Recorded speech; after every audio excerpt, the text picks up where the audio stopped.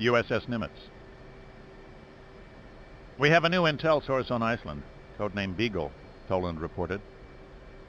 They were in the carrier's Combat Information Center now. He counted over 80 transport flights into Reykjavik last night, at least 6 fighters with them. That's enough airlift capacity for a whole airborne division and then some. Doghouse in Scotland says that they have an unconfirmed report of Soviet fighters landing now. Have to be a long-range one.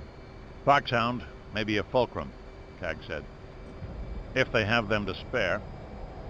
Well, we weren't planning to visit the place just yet. We might have a problem with them trying raid escort, though. Any word on E3 support from the UK? Baker asked Svensson. Looks like none. Toland, when do you expect our friends to arrive? The Rorschach passes overhead in 20 minutes. They'll probably want that data before they take off.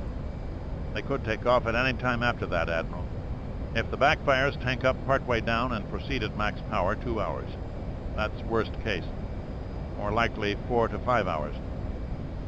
Cag? The air group commander looked tense. Each carrier has a Hummer radar bird up, a pair of F-14 Tomcats with each. 2 more Tomcats on the catapults, ready to go at 5 minutes' notice. Another Hummer and a tanker. The rest of the fighters are at plus 15 on the roof, loaded and fueled. The flight crews are briefed. 1 prowler over the formation, the rest ready to go at 15. The A-7s have buddy stores rigged. We're ready. Foch has her Crusaders at plus 15. Good birds, but short legs. When the time comes, we'll use them for overhead coverage. Kirovsk, RSFSR. The radar ocean reconnaissance satellite, called a RORSAT, passed over the formation at 0310. Its radar transmitter noted the formation, and its cameras tracked in on their wakes. 5 minutes later, the data was in Moscow. 15 minutes after that, flight crews were given their final brief at 4 military air bases grouped around the city of Kirovsk on the Kola Peninsula. The crews were quiet, no less tense than their American targets. Both sides mulled over the same thoughts. This was the exercise both sides had practiced for over 15 years. Millions of hours of planning, studies, and simulations were about to be put to the test. The Badgers lifted off first, pushed by their twin Mikulin engines. Each takeoff was an effort. The bombers were so heavily loaded that the tower controllers reached out with their minds to wish every aircraft into the still morning air. Once off the ground, they headed north, forming up into loose regimental formations just north of Murmansk, before heading west and skirting past the North Cape, before their slow left turns took them toward the North Atlantic. 20 miles off the North Russian coast, USS Narwhal hovered beneath the surface of a slate-gray sea. The quietest submarine in the U.S. fleet, she was a specialized intelligence-gathering platform that spent more time on the Soviet coast than did some ships in the Russian Navy. Her 3 thin ESM antennae were raised, as was a $1 million search periscope. Technicians aboard listened in on low-power radio conversations between aircraft as they formed up. 3 uniformed intelligence specialists and a civilian from the National Security Agency evaluated the strength of the raid and decided that it was large enough to risk a warning broadcast. An additional mast was raised and aimed at a communication satellite 24,000 miles away. The burst transmission lasted less than a 15th of a second. USS Nimitz. The message was automatically relayed to 4 separate communication stations, and within 30 seconds was at Saklant headquarters. 5 minutes after that, Toland had the yellow message form in his hand. He walked immediately to Admiral Baker and handed the message over. 0418 Zulu real-time sends warning air raid takeoff 0400 heading west from Kola, estimate 5 regiment plus. Baker checked his watch. Fast work. Cag? The air group commander looked at the form and walked to a phone. Shoot off the +5s. Recall the patrol aircraft when they get to station, and set up 2 more Tomcats and a Hummer on +5. I want the returning aircraft turned around immediately. Reserve 1 catapult for tankers. He came back. With your permission, sir, I propose to put another pair of F-14s and another Hummer up in an hour, and put all the fighters on +5. At 0600, the rest of the fighters go up with tankers in support. We'll meet them with everything we have about 200 miles out and kick their ass. Very well. Comments? Svensson looked pensively at the master plot. Circles were already being drawn for the farthest possible advance of the Soviet bombers. The Brits get the same warning? Yes, sir, Toland answered. Norwegians, too. With luck, one or the other might make contact with the raid and nibble at it some, maybe put a trailer with them. Nice idea, but don't count on it. If I was running the attack, I'd come way west and turn south right over Iceland. Svensson looked back at the plot. You think real-time would have broadcast a warning for Bear Ds? My information, sir, is that they are allowed to broadcast only for 3 regiments or more. 10 or 20 bears wouldn't be enough. They might not even notice. So, right now we probably have a herd of bears out there not emitting anything, just flying around listening for our radar signal. Toland nodded agreement. The battle group was a circle of ships with a radius of 30 miles. The carriers and troop ships in the center, surrounded by 9 missile-armed escorts and 6 more specialized anti-submarine ships. None of the ships had a radar transmitter working. Instead, they got all their electronic information from the 2 circling E-2C air surveillance aircraft, known colloquially as Hummers, whose radars swept a circle over 400 miles across. The drama being played out was more complex than the most intricate game. More than a dozen variable factors could interact, with their permutations running into the thousands. Radar detection range depended on altitude and consequent distance to the horizon that neither eyes nor radar can see past. An aircraft could avoid, or at least delay detection by skimming the waves. But this carried severe penalties in fuel consumption and range. They had to locate the battle group without being detected by it first. The Russians knew where the carrier group was, but it would move in the 4 hours required for the bombers to get there. Their missiles needed precise information if they were to home in on the raid's primary target, the 2 American and 1 French carrier, or the mission was a wasted effort. Putting the group's fighters on station to intercept the incoming raid depended on expert prognostication of its direction and speed. Their job, to locate and engage the bombers before they could find the carriers. For both sides, the fundamental choice was whether or not to radiate, to use their radar transmitters. Either choice carried benefits and dangers, and there was no best solution to the problem. Nearly every American ship carried powerful air search radars that could locate the raid 200 or more miles away. But those radar signals could be detected at an even greater range, generating a return signal that would potentially allow the Soviets to circle the formation, pinpoint it, then converge in from all points of the compass.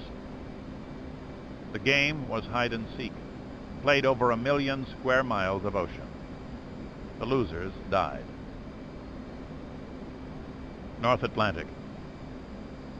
The Soviet Bear D reconnaissance bombers were passing south of Iceland. There were 10 of them, covering a front of 1,000 miles. The monstrous propeller-driven aircraft were packed full of electronics gear and crewed by men with years of training and experience in locating the American carrier groups. At the nose, tail, and wingtips, sensitive antennae were already reaching out, searching for the signals from American radar transmitters.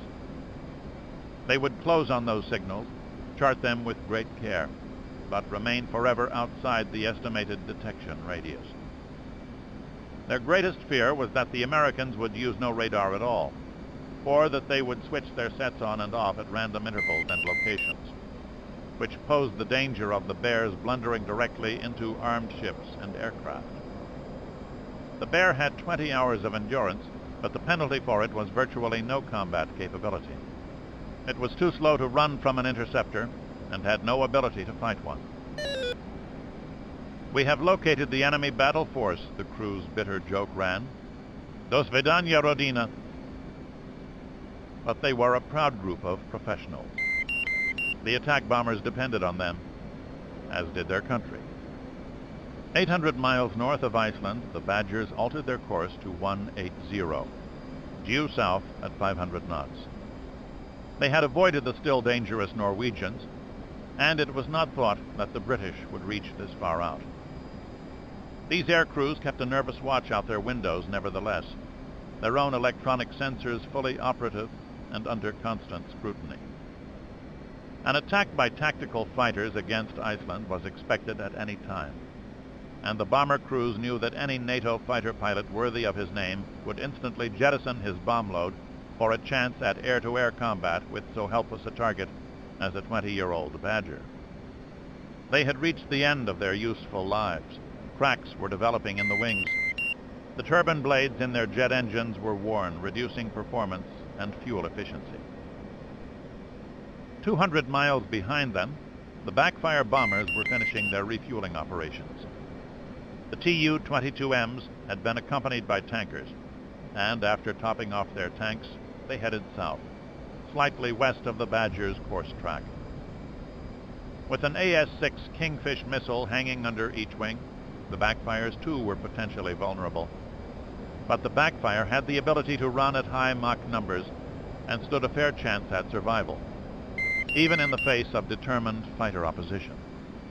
Their crews were the elite of Soviet naval aviation, well paid and pampered by Soviet society. Their commanders had reminded them at the regimental briefings. Now it was time to deliver. All three groups of aircraft came south at optimum cruise speed, their flight crews monitoring fuel consumption, engine heat, and many other gauges for the long overwater flight. USS Nimitz. Toland stepped outside for a breath of air. It was a fine morning, the cotton ball clouds overhead turning briefly pink from the sunrise. Saratoga and Foch were visible on the horizon, perhaps 8 miles away, their size impressive even at this distance. Closer in, Ticonderoga was cutting through the 5-foot seas, white-painted missiles visible on her twin launchers.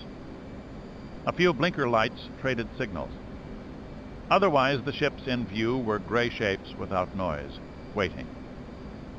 Nimitz's deck was covered with aircraft. F-14 Tomcat interceptors sat everywhere. 2 were hooked up on the midships catapults, only 100 feet from him, their 2-man flight crews dozing.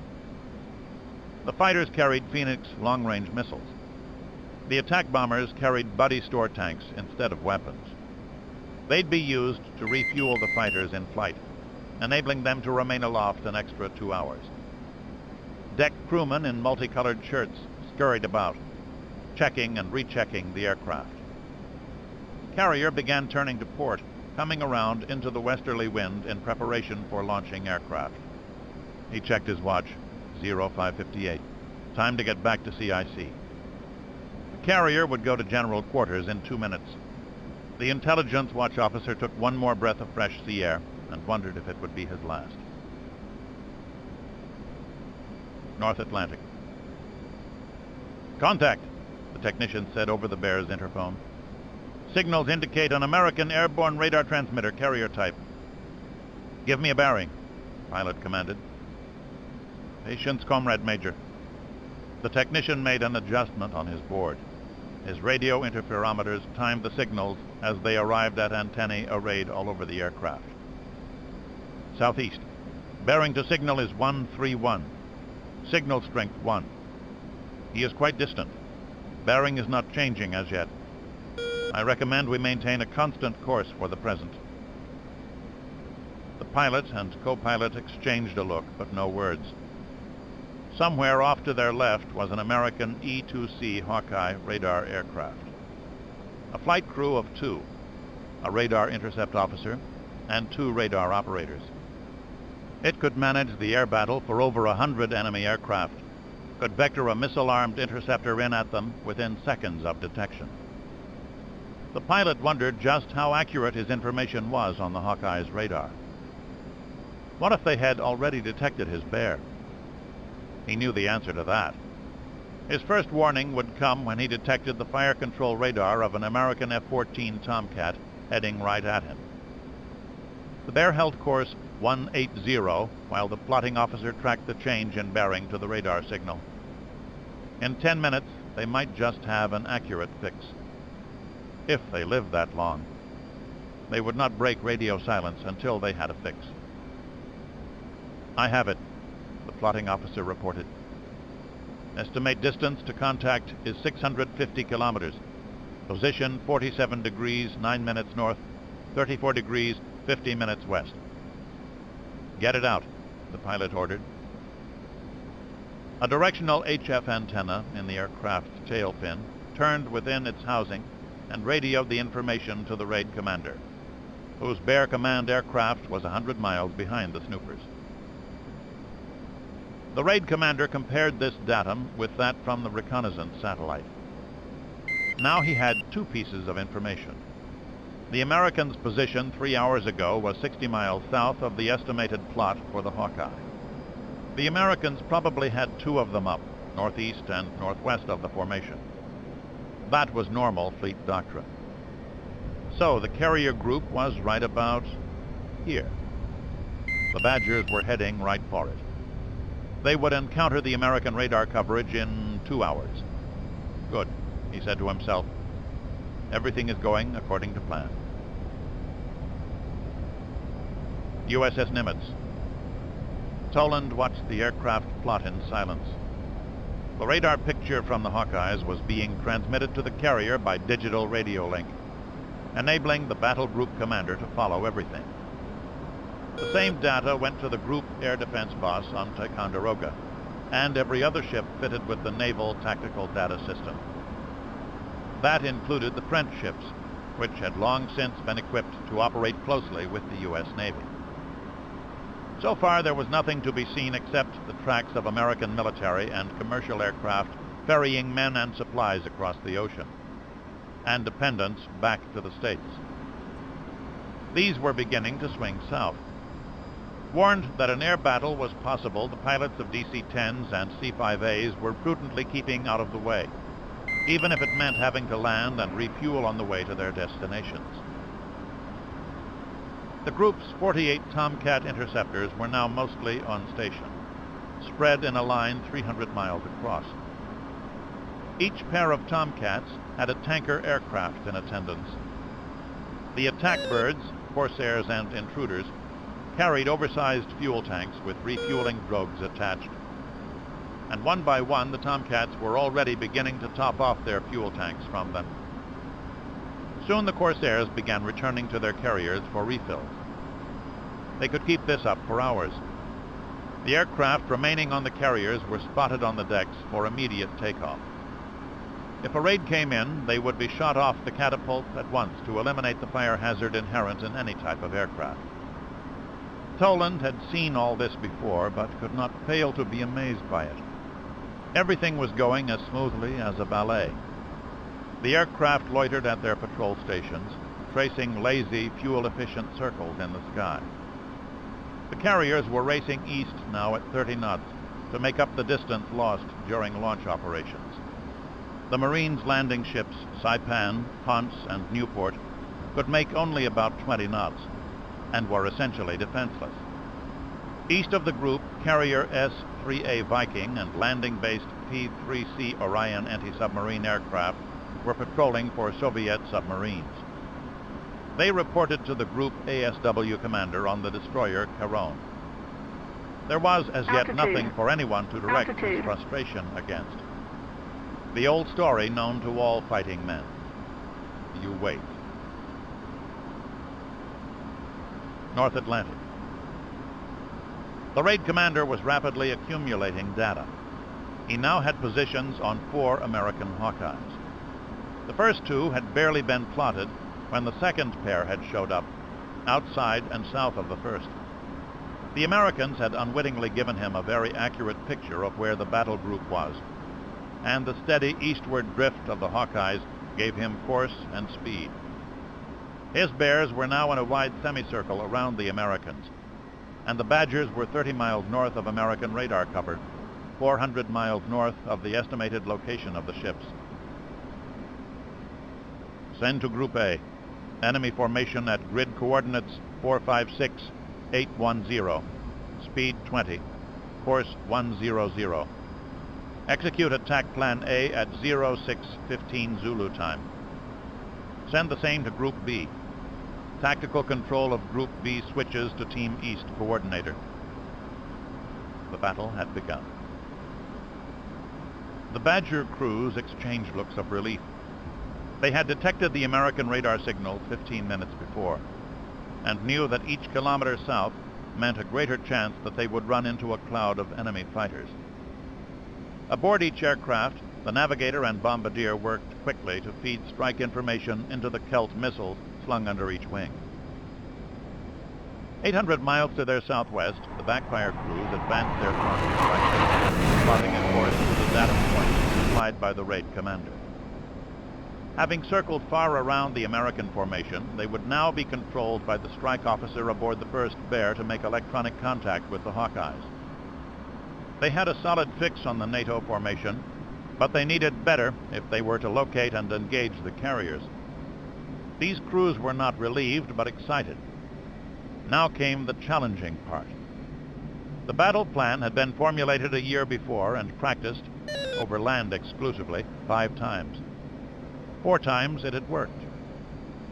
Aboard 80 Badger bombers, pilots checked their watches, counting off the seconds to 0615 Zulu. Launch!